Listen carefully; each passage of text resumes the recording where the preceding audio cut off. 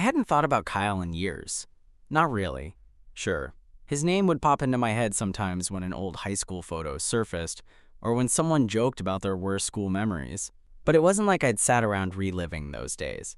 He was just a part of the past, an unpleasant, complicated part. So when I opened my apartment door late one Friday night to find him standing there, wet, shivering, and crying, I didn't believe it was real at first. I just stared at him, heart stuttering in my chest. He looked like hell. Soaked hoodie, red eyes, hair matted from the rain. His jaw was tighter than I remembered, face more angular. Older. But it was him, the same guy who used to knock the books out of my hands and call me names I don't repeat even in my head. He was crying, full-on crying. "Kyle?" I said, my voice catching in my throat. He didn't answer right away. He just stood there, mouth slightly open, like he wasn't sure if I was going to slam the door in his face. "Hey," he finally said. His voice cracked on the single word. I didn't respond. He looked down, then back up. I didn't know where else to go. I blinked. This was the guy who once shoved me into a locker. The guy who spread rumors about me after I came out senior year. And now he was dripping water onto my doormat, shaking like he hadn't slept in days. "I'm sorry," he said quickly. "I know this is insane. You probably hate me. You should. But please, can I just come in for a second?" I didn't move. I wanted to say no. I wanted to remind him of all the crap he pulled. All the times I'd felt small because of him. But instead, I stepped back and held the door open. He hesitated, then walked in slowly, head down like he expected a trap. I shut the door behind him. The click echoed in the silence. "I'll get you a towel," I muttered, still not fully believing what I was doing. I handed it to him and watched him scrub at his face and hair. He looked smaller without the sneer, without the swagger. Vulnerable in a way I'd never seen. "Thanks," he mumbled. His voice was low, tired. I crossed my arms. "What happened?" Kyle looked at me, and for the first time, I saw something behind his eyes that wasn't cruelty. It was pain. Real pain. "I got kicked out," he said simply. I blinked. "By who?" "My boyfriend." That word hit me like a punch to the chest. Boyfriend? I must have looked shocked, because he gave a bitter laugh. "Yeah, that part's new, huh?" I didn't say anything. He sat down heavily on the couch, still clutching the towel like it was a lifeline. I don't know what I thought would happen. I didn't have anywhere else to go. I remembered you lived around here. Figured maybe you'd still hate me less than my parents. That sentence sat between us for a moment, heavy and confusing. "Wait," I said slowly. "You're telling me you're gay?" He nodded, staring at the floor. "Yeah, or bi, or whatever. I don't know, I spent most of my life trying not to think about it. Then I met Luis, and things got serious, and I finally came out. My parents flipped. So did a bunch of my old friends. And now Luis says I've got too much baggage." "Jesus," I muttered. He didn't respond, just sat there, curled slightly in on himself, like he was trying to make his body smaller. I sat down across from him, trying to keep some emotional distance. I didn't know what the hell was happening, but I couldn't deny the strange tightness in my chest. "I'm sorry," he said again, voice raw, "for what I did to you. Back in school. I think about it more than you'd believe." That made me pause. I didn't know how to respond to that. "I don't expect you to forgive me," he added, "but I couldn't sleep tonight without saying it. I was a complete asshole. I know that. And it's not an excuse, but I think I was scared even back then." He looked up at me, eyes glassy. "Of myself. Of you. Because you were brave enough to be something I wasn't." I swallowed. That hit harder than I expected. I remembered how isolated I'd felt in school. How people had stopped sitting next to me in class. How whispers followed me down the hall. And yeah, Kyle was at the center of a lot of that. But here he was now, crying on my couch. And suddenly he didn't feel like the guy who used to torment me. He just felt like a person. A mess of one, but a person. "I don't know what to say," I admitted. He nodded. "I don't expect anything. I just didn't want to be alone tonight." A silence fell over us. Not comfortable, but not hostile either. "You can stay here," I said finally. Just for the night. He looked at me like I'd handed him a lifeline. Thank you, he whispered. I gave him the couch, partly because it felt safer that way, and partly because I didn't know what else to do. It's not like I had a plan for what to do when your childhood bully comes out to you mid-breakdown. I grabbed him a pillow and some spare blankets. He sat still the whole time, like he was afraid moving would make me change my mind. You good? I asked, pausing by the hallway. He nodded slowly. Yeah. I mean, no, but this is better than where I was 2 hours ago. I didn't reply, just gave a quick nod and turned toward my room, but I hadn't even closed the door behind me before I heard him speak. Can I ask you something? I turned. Sure. He looked at me from the couch, his eyes serious, vulnerable. Why didn't you slam the door in my face? I thought about that for a second, then shrugged. I guess I wanted to see what kind of person you'd turned into. His mouth twitched, like he didn't know if that stung or not. Fair. Get some sleep, I said, softer this time. We can talk more in the morning. The door clicked shut behind me, but my head didn't shut up. I lay in bed, staring at the ceiling, trying to replay everything. The rain was still tapping against the windows, and I could hear him shifting out there, settling in. It was surreal. Like my past had just walked into my apartment and curled up on my couch. And the weirdest part? I didn't feel angry, not in the way I thought I would. I woke up the next morning to the smell of coffee. My body snapped upright before my brain did, trying to make sense of the light streaming in and the unfamiliar scent drifting in from the kitchen. I threw on a hoodie and stepped out to find him standing at my counter, still in yesterday's clothes, his hoodie a little wrinkled now, but somehow he looked more like himself again. Or maybe just a version of him I'd never really known. He was pouring coffee into 2 mugs. You had this fancy oat milk, so I used that, he said without turning around. I blinked. You made me coffee? I figured it's the least I could do after crashing your night and dumping my life story all over your floor. I walked over slowly, unsure of how to react. He slid one of the mugs toward me. Peace offering? I took it. The warmth felt good in my hands. Thanks. We stood there for a few seconds in silence, sipping. He looked at me then. Really looked.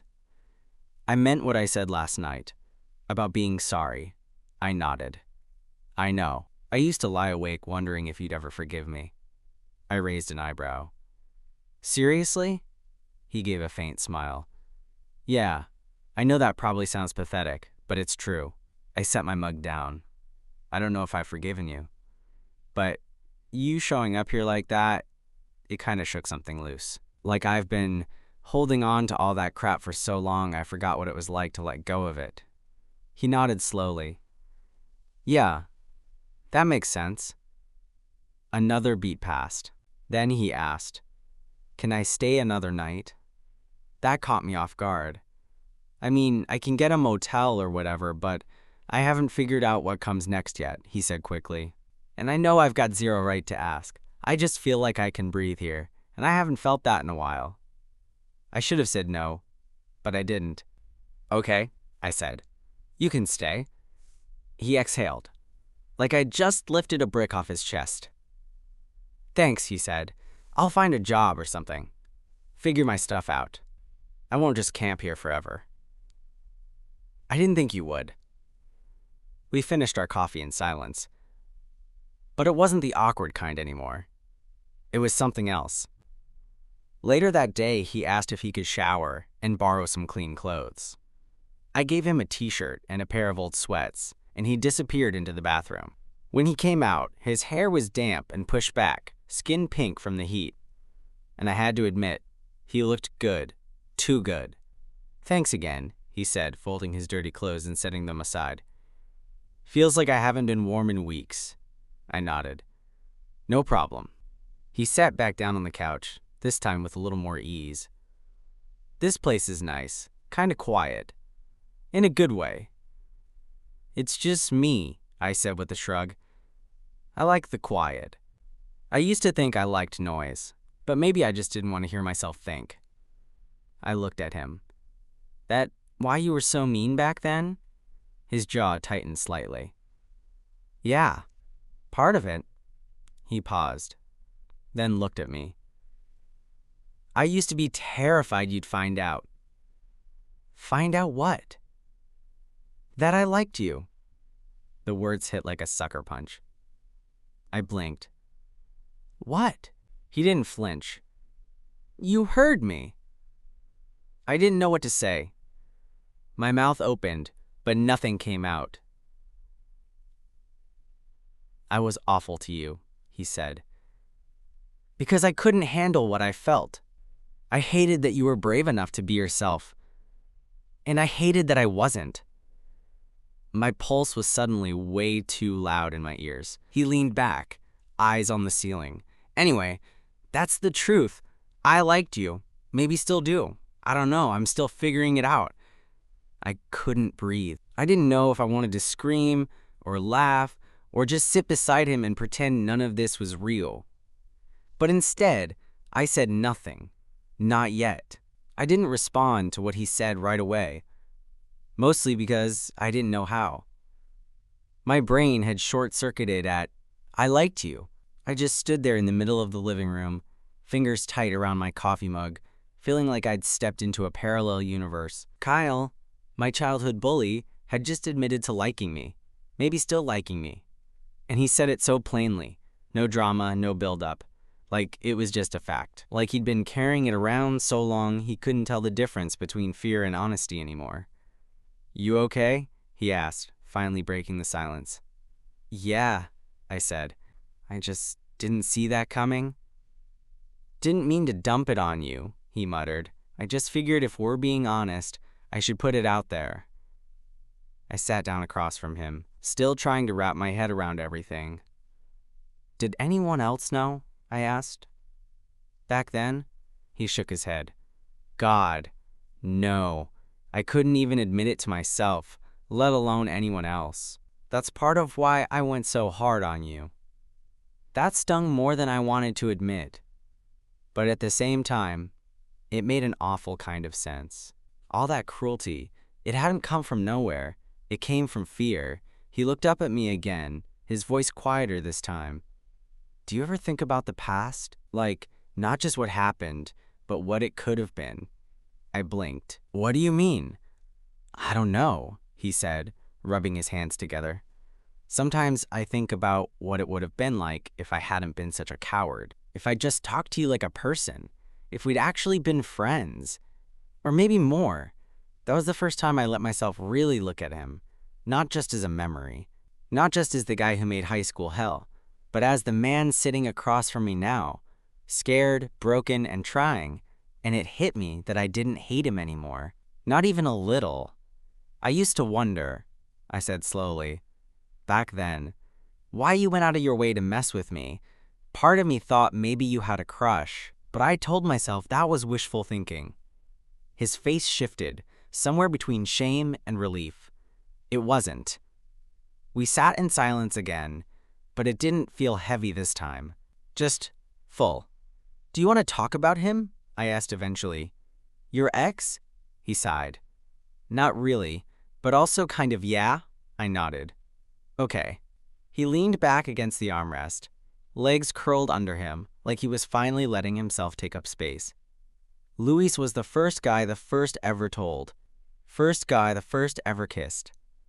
I was 25, and I still felt like a teenage mess. That's not uncommon, I said gently. He smiled weakly. He helped me come out to my parents. Helped me pick a therapist. He was patient. Too patient. And I think I leaned on him too hard. I made him my everything. And when it got to be too much, he just snapped. I winced. He broke up with you? Yeah. Said I needed to figure out who I was without him. That I was using him as a crutch. Was he right? Kyle looked down at his hands. Probably. There was something about the way he said it that made my chest tighten. It wasn't self-pity. It was awareness.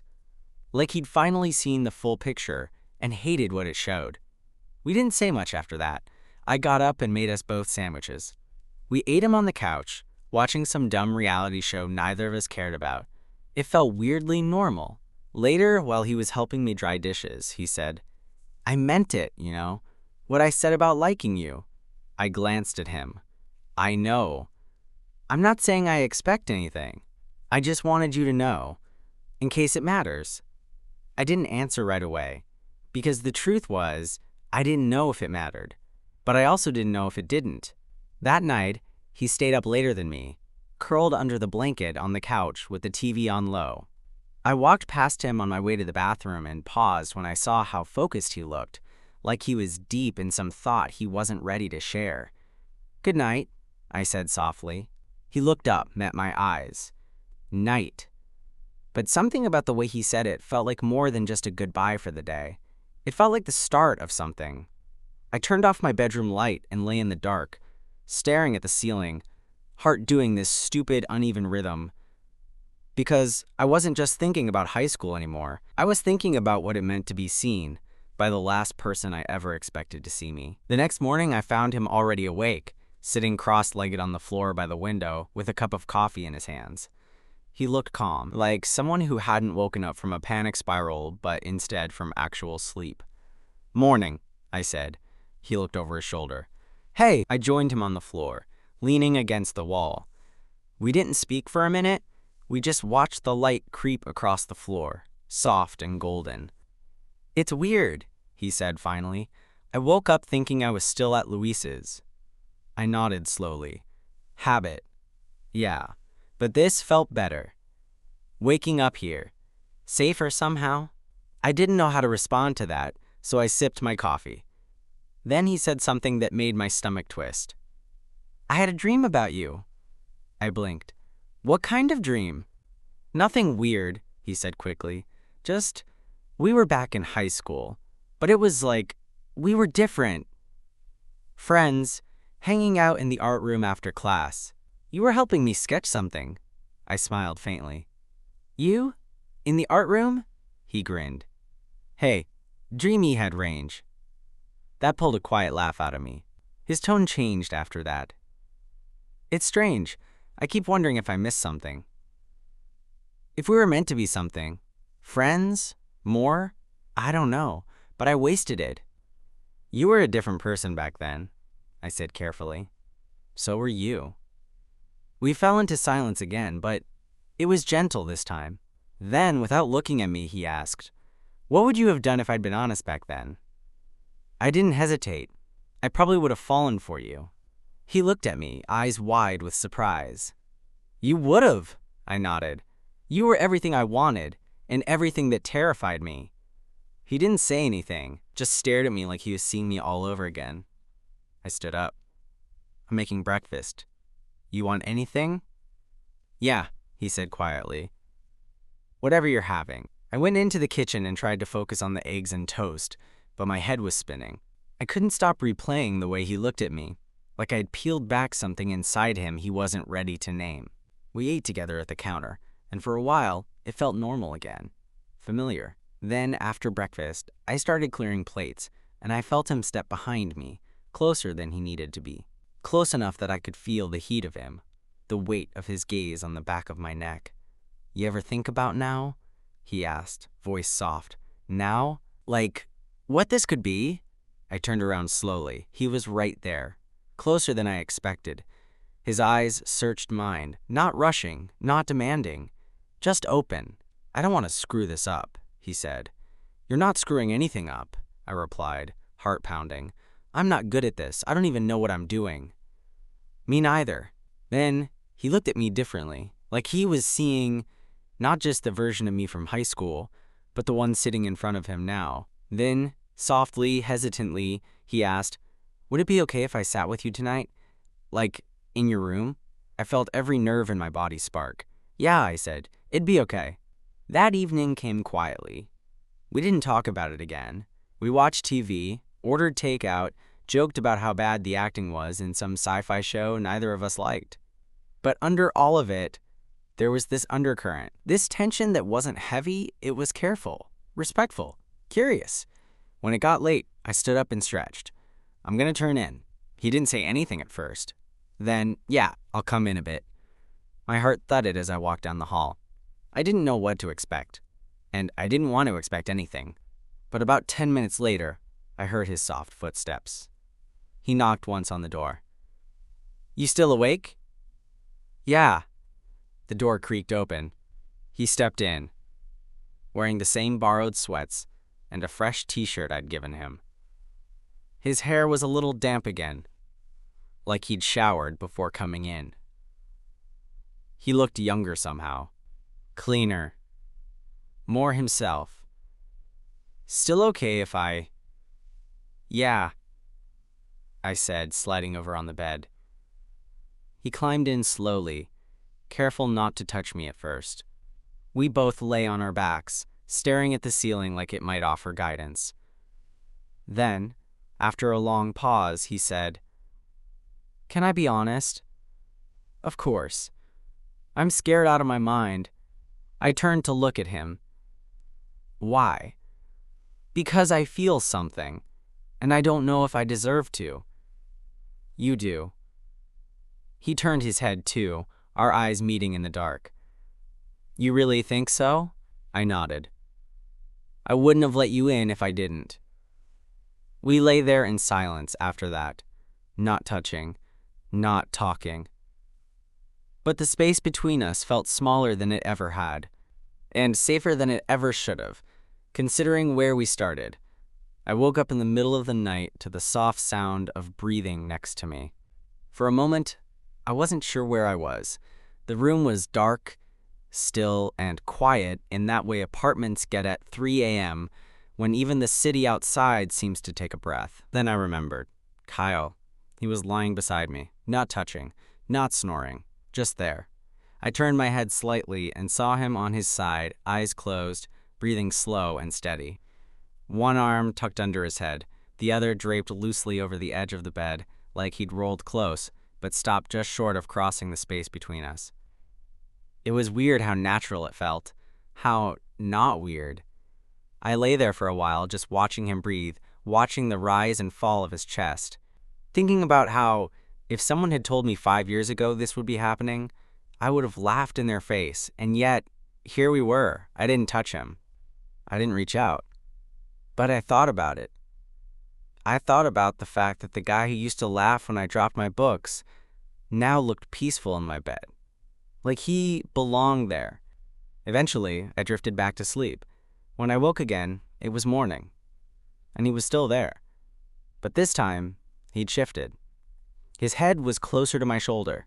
His knee had somehow nudged against my thigh, and his arm was resting lightly across the middle space of the bed, not on me, not quite, but close enough that the warmth radiated. I stayed still, eyes open, heartbeat picking up. Then I felt him stir. He inhaled deeply, stretched, and blinked blearily at the ceiling. Then his gaze flicked toward me. "Hey," he said, voice hoarse. "Morning." He rubbed at his eyes. "Did I sprawl?" "Not really." "You sure?" I nodded. "You were polite." He smirked a little, still not fully awake. "That's a first." We lay there for another minute, not speaking, not moving. Then he asked, "Was this okay? Me being in here?"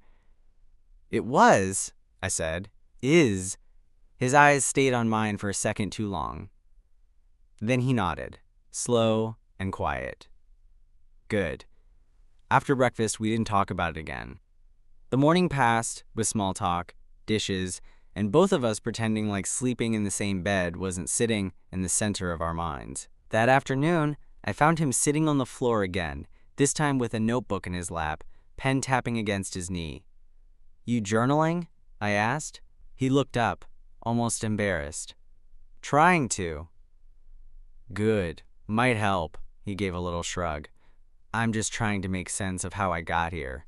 And I keep going back to you." I froze for a second. "What do you mean?" "You were the first person I ever felt anything real for," he said simply. "And the last person I treated like shit." I sat beside him, not touching, just listening. I've spent years pretending I didn't care, pretending it didn't matter. but I remember how I felt when I saw you kiss that guy after prom. How it twisted something in me. How I hated it. And not because you kissed him, but because it wasn't me. That hit like a sucker punch. I remembered that kiss. I remembered the rush of it, the danger, the thrill, and how afterward I saw Kyle across the parking lot, his face a storm I couldn't read. You disappeared after that, I said. I know, I couldn't handle it. I was angry, but mostly at myself. I looked at him carefully. Are you telling me all this time you've been... He cut in gently. Scared. Yeah, and lonely, and stuck. But seeing you again, it reminded me of who I used to be before I built all those walls. A long silence stretched between us. Then he asked, voice quieter now, do you still think about that night? Sometimes, I said. He didn't move. I wish I'd kissed you first. I didn't answer. I couldn't. Because part of me wished the same thing. That evening, the air between us shifted again. Not heavy, not desperate, just charged. After we brushed our teeth and turned in for the night, he hesitated at the door. I don't have to sleep in your room again, he said. You can, I replied. If you want to. He nodded. Back in bed, we lay just like the night before. Separate. Quiet. A breath apart. But this time, his hand moved. Slowly, carefully, it found the space between us, and then it stopped. He didn't reach for me, but he left it there, open, waiting. And eventually, I reached back. Fingers touched, soft, cautious, and stayed there. Neither of us said a word. But everything changed. We didn't talk about what happened that night. Not at first. There were no declarations, no questions. Just two guys in the dark, sharing a bed and a fragile kind of silence that meant more than anything we could have said. When I woke up, our fingers were still lightly laced under the blanket. And that small detail, that he hadn't moved away in his sleep, hit me harder than anything else. He stirred, opened his eyes slowly, blinked at me like he wasn't sure what time or world it was. Morning, he whispered. I nodded. Morning. His eyes dropped to our hands. He didn't let go. Neither did I. That day was quiet. We didn't try to define anything. We made coffee, took a walk to the corner store, laughed at some kid running after his own dog. It was the kind of day that would have felt ordinary, except it wasn't. Not for us. Later, we sat on the couch, watching something neither of us really paid attention to. He was next to me, not pressed in close, but not far either. He kept stealing glances, like he wanted to say something but wasn't sure if it was the right time. Eventually, he spoke. I've been thinking about going back. I looked at him. To Luis? He shook his head. No, just back to life. Getting my own place. Starting over. My chest tightened a little. Okay. He paused, then added, but not leaving. I turned toward him. You mean staying around here? He nodded. Yeah. I don't know what this is. What we are. But I know I want to be near you. I didn't answer right away, because something about hearing that, so direct, so simple, made my heart feel like it was trying to catch up to my ribs. I want that too, I said. His smile was small, quiet, real. A few days later, he found a short-term sublet a few blocks away. Nothing fancy, just a one-bedroom with creaky floors and bad lighting. But he liked it, said it felt like a fresh page. We didn't jump into anything. He didn't ask to be my boyfriend.